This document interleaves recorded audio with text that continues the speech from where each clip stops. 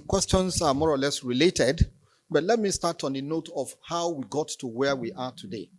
How did it all start? That is about the genesis. We all know how we got here.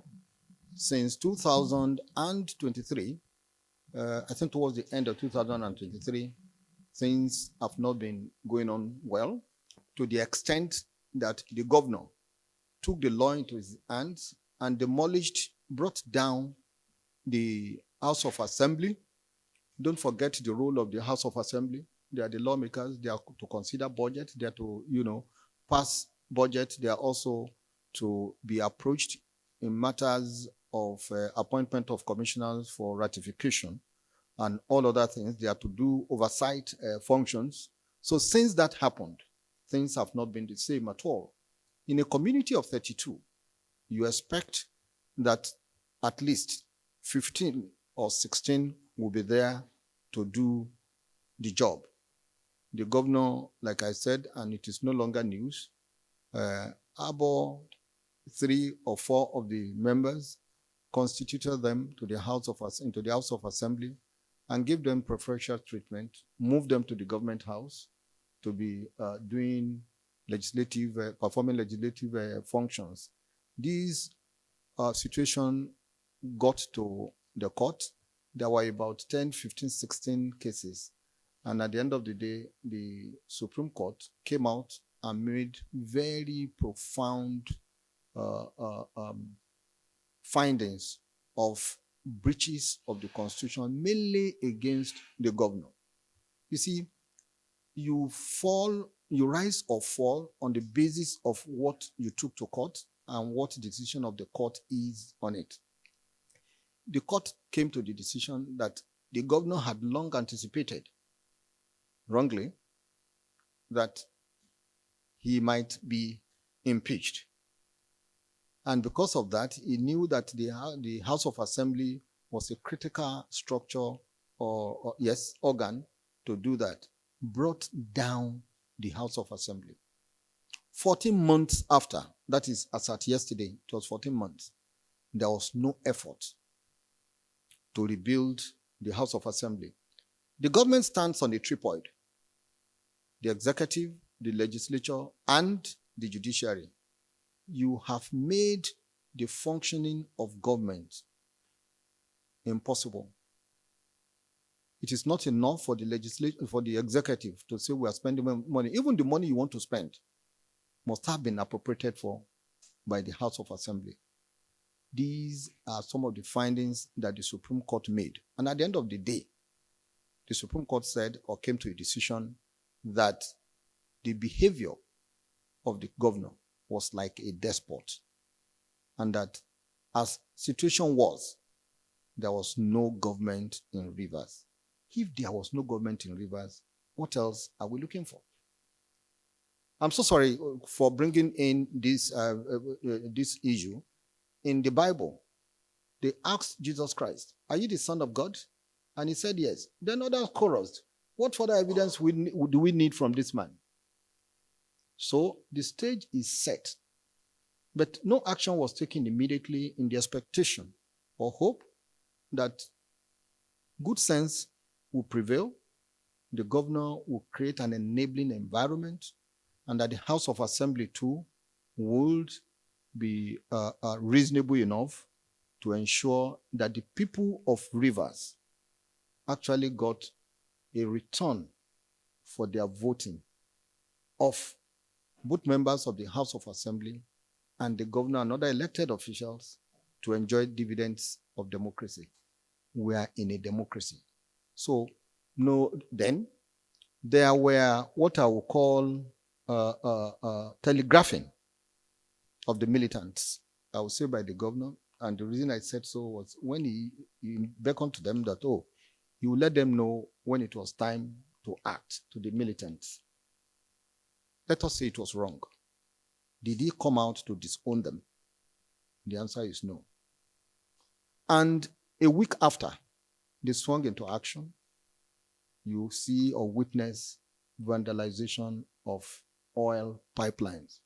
Don't also forget that before now, that is when this government came into office, Nigeria was producing about 900,000 liters of oil, barrel of oil a day. With the efforts and all the ingenuity that the president had, he ensured that the production rose to about 1.5 barrel per day. That's about 45 of something increase. Governors were smiling home at the end of the month with about 60% increase in their take home to their various governors. Then somebody rose or encouraged or became inactive when he was supposed to act. There was not a word dissuading the threat, the militants who issued this threat. In today's Nigeria, maybe with the efforts of the Mr. President, a Greek will come in, but as of today, we still rely largely on oil. For anyone to touch these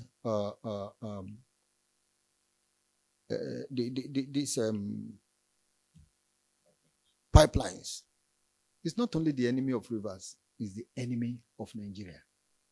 All Nigerians, all the 36 states share in what comes in from the production of this oil.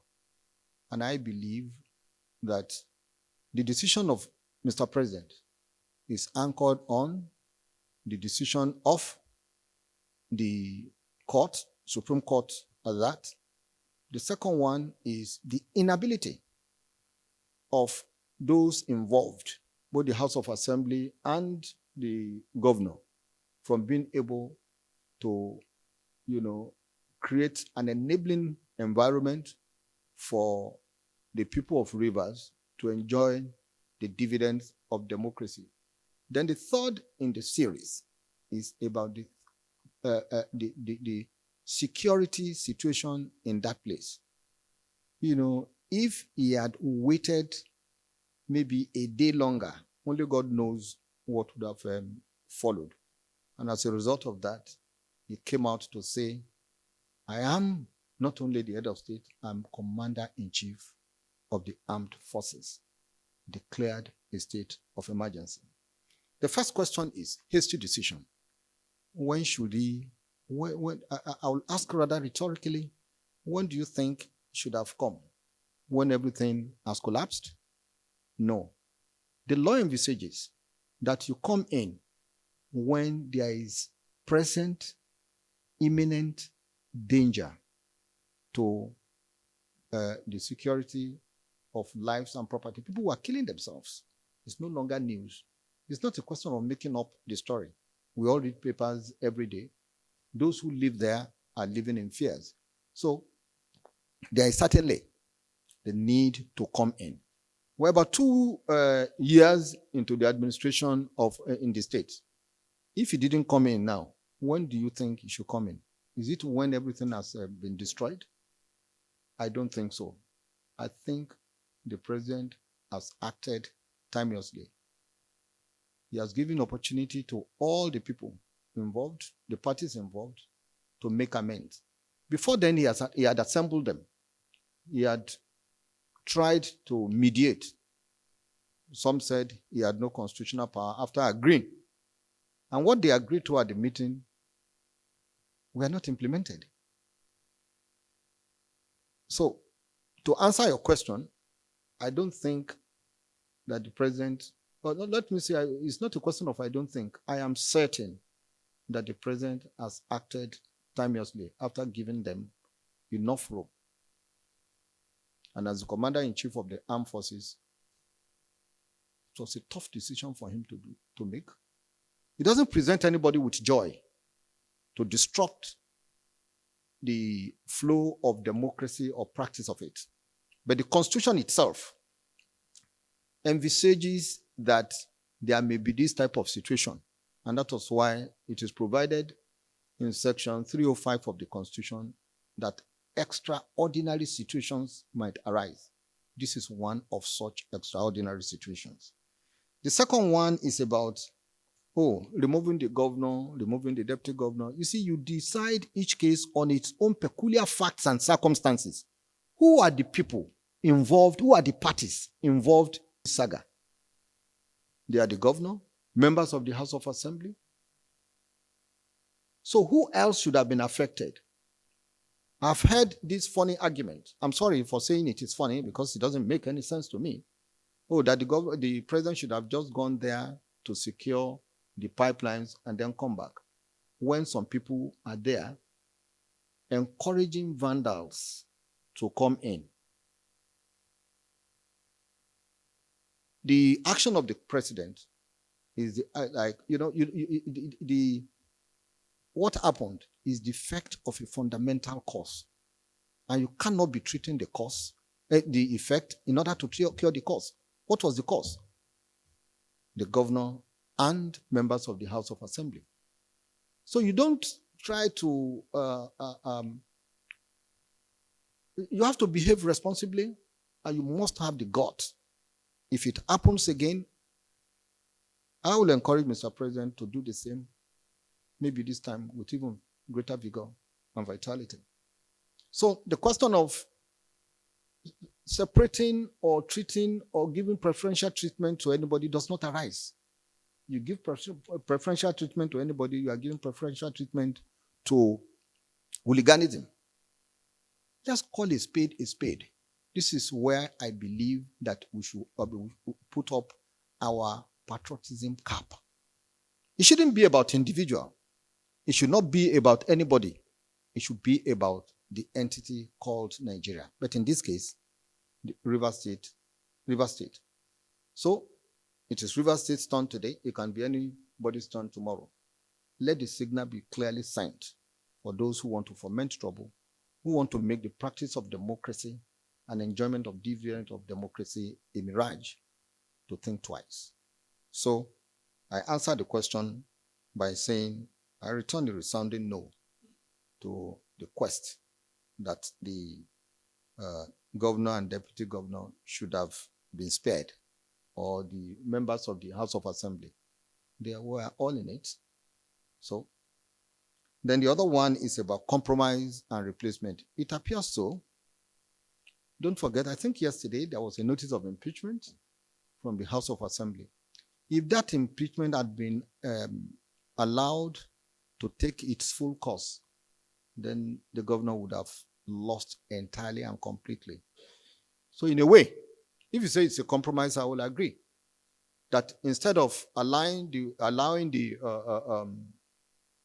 impeachment process to continue, and which in the end would have seen both the governor and the deputy governor out of office and mean out for the entirety of the 4-year term, with the remainder of what we have.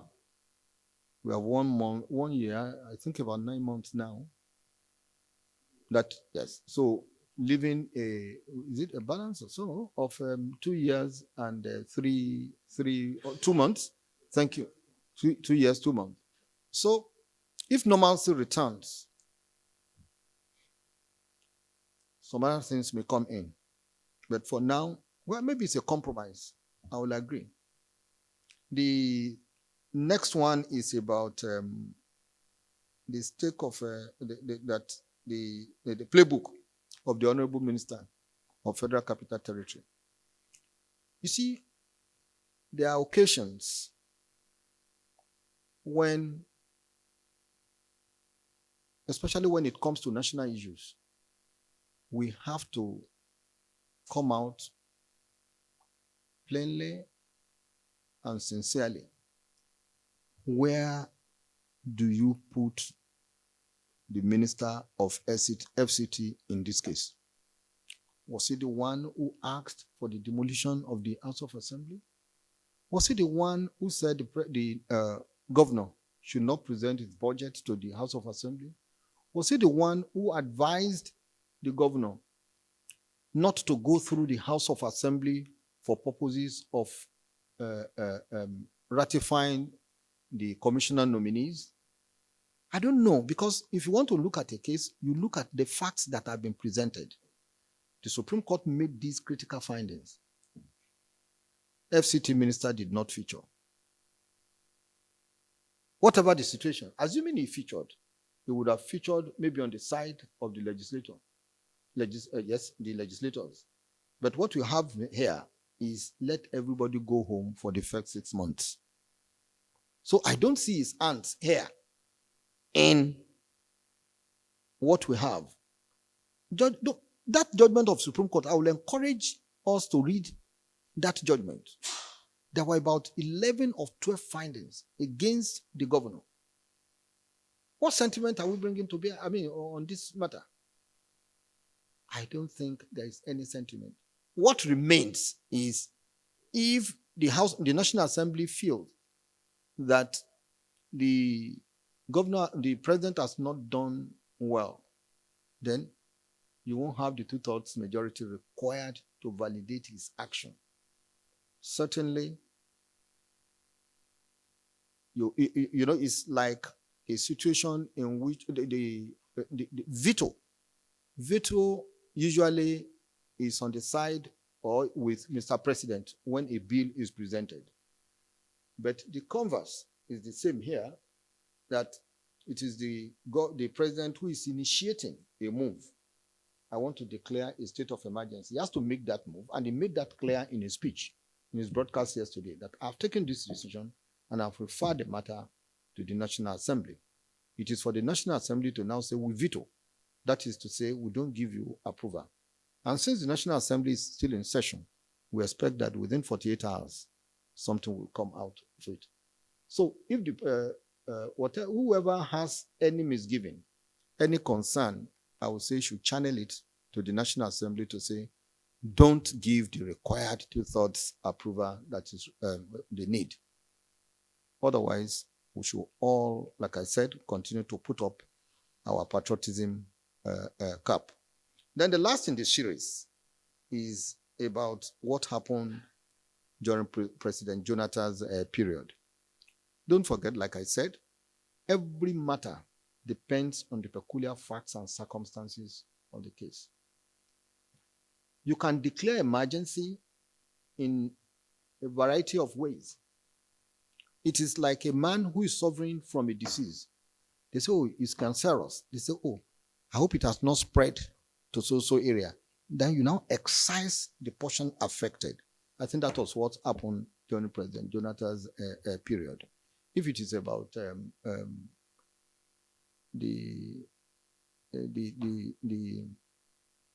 I've forgotten what you call it.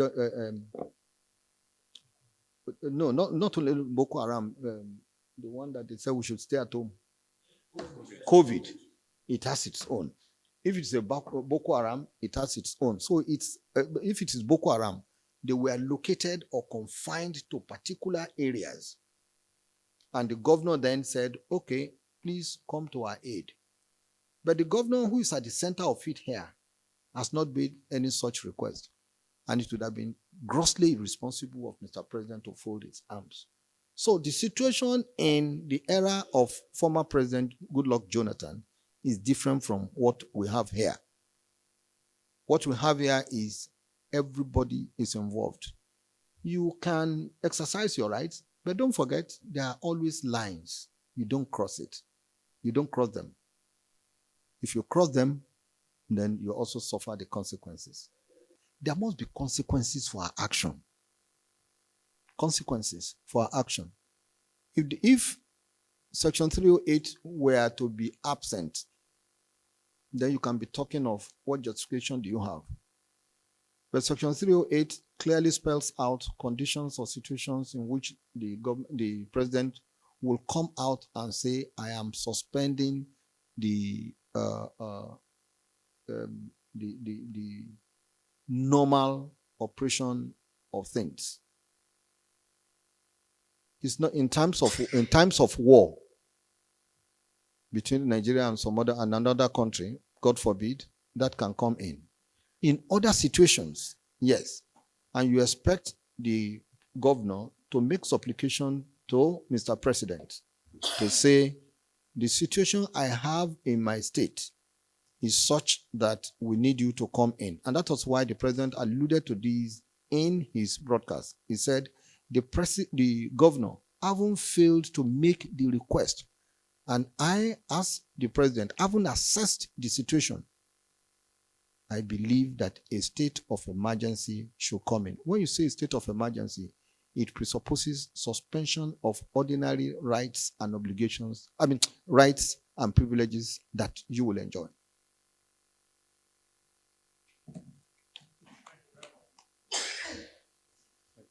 Let's rise for Mr. President. Close that door.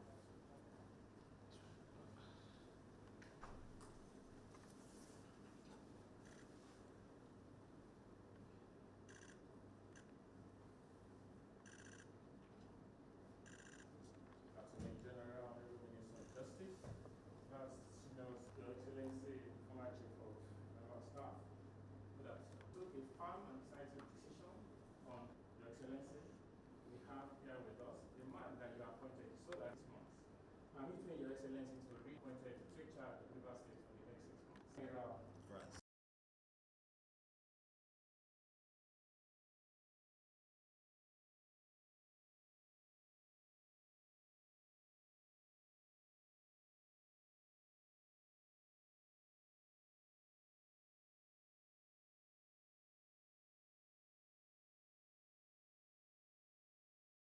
To specific, and it was commissioned to the Nigerian Navy in 1983.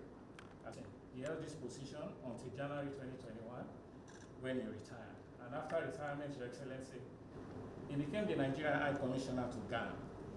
He held the fort there between 2021 and October 2023. Your Excellency, Vice Admiral Ibasi, yes, he said today to take his oath of office to take on the job that you have assigned. At this point, I would like to invite him to start and come forward.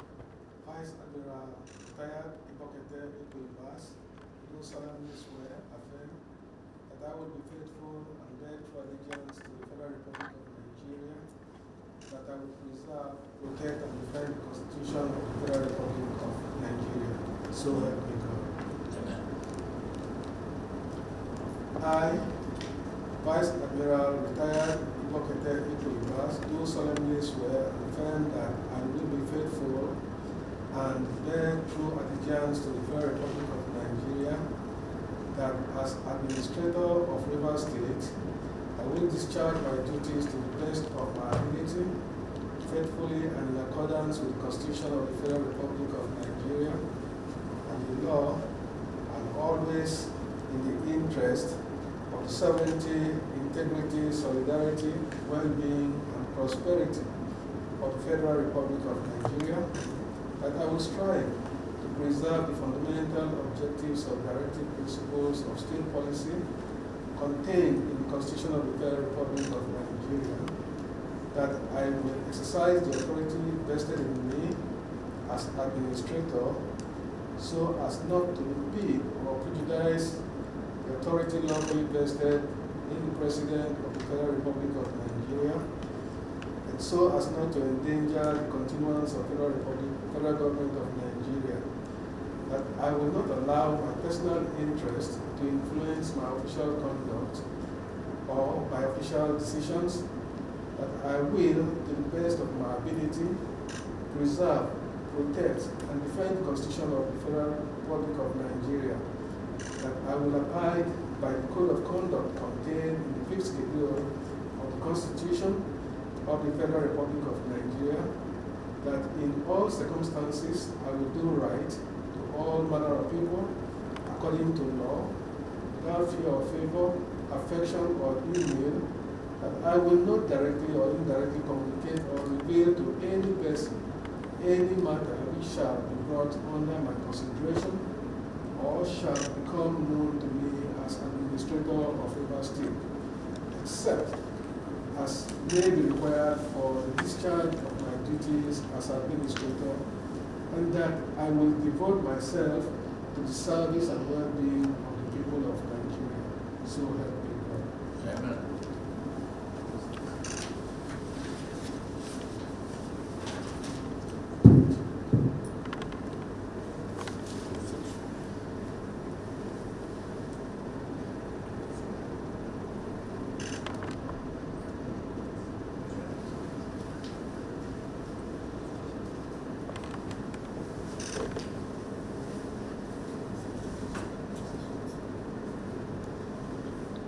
That's all.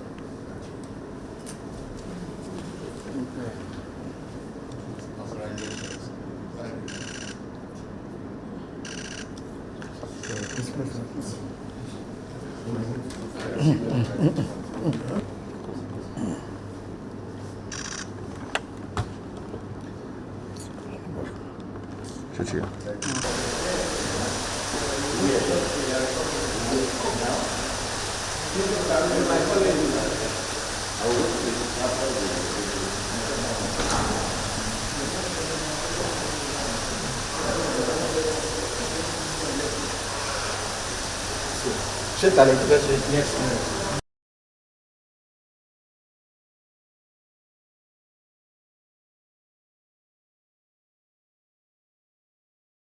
Thank you so much. Congratulations. And this is a big responsibility or assignment for you, one after the other. This is special, peculiar. What would you say would be your immediate step to take? You know, a lot of expectations from Nigerians. First of all, I think we know the circumstances that led to where we are here. And Mr. President made it very clear in his broadcast. And if the main issue is that of maintaining law and order in the state, I think for any meaningful activities to take place in Rivers State, that is the utmost task that I have, to work together with all other stakeholders to ensure that we bring peace, order, and security and stability to the people and government of Rivers State and Nigeria at large. Thank you.